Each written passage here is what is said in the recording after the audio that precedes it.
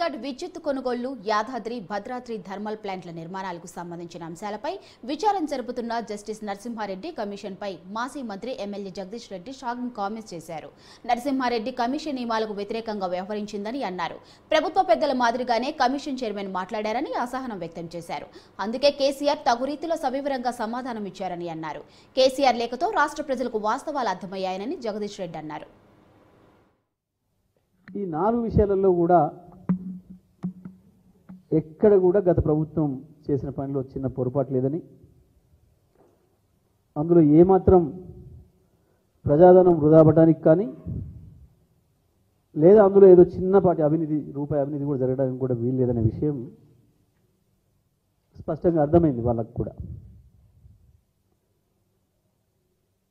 ఇది బయటకు వస్తుంది కేసీఆర్ గారి సమాధానం వెళ్ళిన తర్వాత, కేసీఆర్ గారు మాట్లాడిన తర్వాత అనే విషయం అర్థమైపోయి ముందే ఆ కమిషన్తోని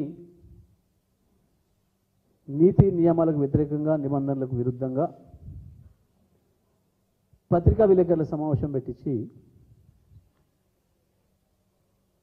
గతంలో ఈనాటి ముఖ్యమంత్రి ప్రతిపక్షంలో ఉన్ననాడు ఏం మాట్లాడిండో, బీజేపీ రాష్ట్ర నాయకులు ఏం మాట్లాడినరో అవి అన్నీ నిజమన్నట్లు, ఏదో జరిగిపోయింది, నష్టం జరిగింది, ఇంకా